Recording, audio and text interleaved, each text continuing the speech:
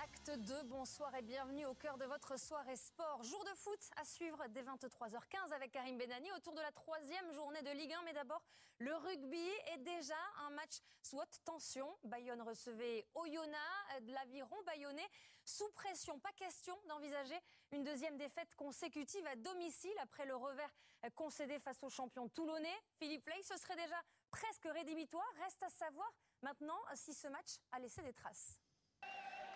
L'Aviron bayonnais rassuré, de quelle manière? Premier bonus offensif depuis plus d'1 an pour l'Aviron bayonnais. La dernière fois, figurez-vous que c'était déjà face à Oyonnax, un concurrent direct pour le maintien. Est-ce que justement cette victoire a plus de saveur car elle est acquise face à Oyonnax? C'est la question qu'on a posée à Charles Olivon. Charles Olivon, au micro de Jean-Baptiste Esculier. Avant de quitter Bayonne, un petit clin d'œil à notre nouvelle consultante et commentatrice dans les spécialistes rugby aux côtés de François Trio. Alors on part à quelques kilomètres de Bayonne, à Bordeaux. Bordeaux qui recevait le Racing Métro et son emblématique capitaine, Dimitri Zarzeski, de retour dans le 15 de départ. Le talonneur du 15 de France écarté depuis le mois d'avril pour une blessure à la cheville. Alors quand on ajoute à ce retour de poids la victoire à l'extérieur à Montpellier du week-end dernier, on a la sensation, Philippe Groussard, que tous les voyants sont au vert. Vous qui êtes sur place à Chabandelmas, est-ce que vous confirmez? Du sourire à Bordeaux, du sourire également à Toulouse hier soir. Toulouse qui s'est rassuré avec la manière. Victoire bonifiée 2 sur 2, 2 victoires de suite pour le Stade Toulousain et 2 revers consécutifs pour le Castres Olympique après celui concédé à domicile la semaine dernière face au Stade Français. Vous l'avez suivi en direct sur Canal+ cet après-midi. Le surprenant leader Brive recevait Clermont. Grand écart pour les Corésiens après avoir été convaincant face au promu Rochelais. Un véritable test donc aujourd'hui face à un cador du championnat. Images, réactions et analyses avec Arnaud Coste et Jérôme Pinault. Rendez-vous manqué pour le Montpellier de Fabien Galtier le week-end dernier. Battu sur le fil par le Racing Métro pour sa première devant son public. Heureusement pour le coach montpelliérain. Le Montpellier Hérault Rugby Club a droit à une deuxième chance ce soir face à Grenoble dans l'Alstrad Stadium où l'on retrouve tout de suite notre envoyé spécial Guillaume Garrigue. Reste à savoir s'ils l'ont saisi cette deuxième chance.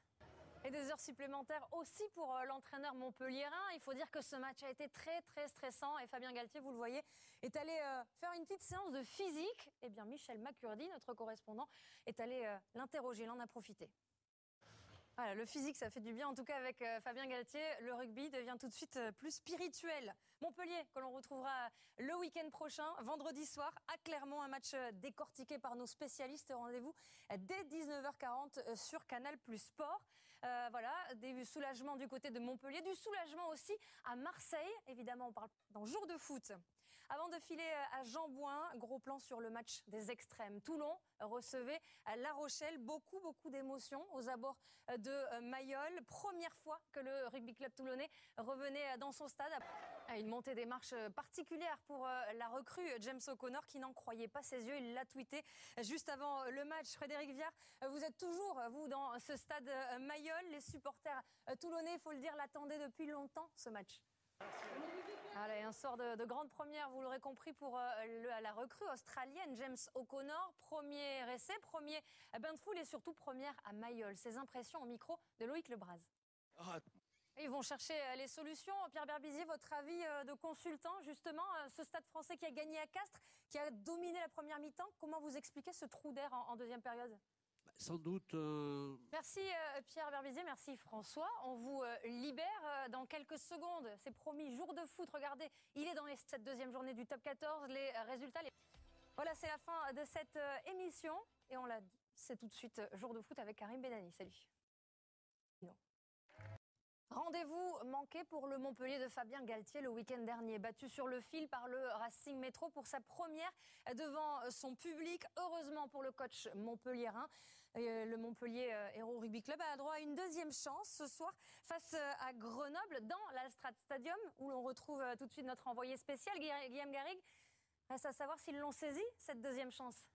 Et 2 heures supplémentaires aussi pour l'entraîneur montpelliérain. Il faut dire que ce match a été très stressant et Fabien Galtier, vous le voyez, est allé faire une petite séance de physique. Eh bien Michel Macurdy, notre correspondant, est allé l'interroger, il en a profité.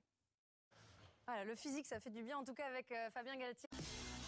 Top 14, acte Acte 2, bonsoir et bienvenue au cœur de votre soirée sport. Jour de foot à suivre dès 23h15 avec Karim Benani autour de la troisième journée de Ligue 1. Mais d'abord, le rugby est déjà un match sous haute tension. Bayonne recevait Oyonnax, de l'Aviron bayonnais sous pression. Pas question d'envisager une deuxième défaite consécutive à domicile après le revers concédé face aux champions toulonnais. Philippe Ley, ce serait déjà presque rédhibitoire. Reste à savoir maintenant si ce match a laissé des traces. L'Aviron bayonnais rassuré, de quelle manière? Premier bonus offensif depuis plus d'un an pour l'Aviron bayonnais. La dernière fois, figurez-vous que c'était déjà face à Oyonnax. Et le rugby devient tout de suite plus spirituel. Montpellier, que l'on retrouvera le week-end prochain, vendredi soir, à Clermont, un match décortiqué par nos spécialistes. Rendez-vous dès 19h40 sur Canal+ Sport. Voilà, des soulagements du côté de Montpellier, du soulagement aussi à Marseille. Évidemment, on parle dans Jour de foot. Avant de filer à Jean-Bouin, gros plan sur le match des extrêmes. Toulon recevait La Rochelle. Beaucoup d'émotions aux abords de Mayol. Première fois que le rugby club toulonnais revenait dans son stade. Une montée des marches particulière pour la recrue James O'Connor qui n'en croyait pas ses yeux. Il l'a tweeté juste avant le match. Frédéric Viard, vous êtes toujours, vous, dans ce stade concurrent direct pour le maintien. Est-ce que justement cette victoire a plus de saveur car elle est acquise face à Oyonnax? C'est la question qu'on a posée à Charles Olivon. Charles Olivon, au micro de Jean-Baptiste Esculier. Avant de quitter Bayonne, un petit clin d'œil à notre nouvelle consultante et commentatrice dans les spécialistes rugby aux côtés de François Trio. Alors on part à quelques kilomètres de Bayonne, à Bordeaux. Bordeaux qui recevait le Racing Métro et son emblématique capitaine, Dimitri Zarzeski, de retour dans le 15 de départ. Le talonneur du 15 de France écarté depuis le mois d'avril pour une blessure à la cheville. Alors quand on ajoute à ce retour de poids la victoire à l'extérieur à Montpellier du week-end dernier, on a la sensation, Philippe Groussard, que tous les voyants sont au vert. Vous qui êtes sur place à Chabandelmas, est-ce que vous confirmez? Du sourire à Bordeaux, du sourire également à Toulouse hier soir. Toulouse qui s'est rassuré avec la manière, victoire bonifiée 2 sur 2, 2 victoires de suite pour le Stade Toulousain et 2 revers consécutifs pour le Castres Olympique après celui concédé à domicile la semaine dernière face au Stade Français. Vous l'avez suivi en direct sur Canal+ cet après-midi. Le surprenant leader Brive recevait Clermont. Grand écart pour les Corésiens après avoir été convaincant face au promu Rochelais. Un véritable test donc aujourd'hui face à un cador du championnat. Images, réactions et analyses avec Arnaud Coste et Jérôme Pinot.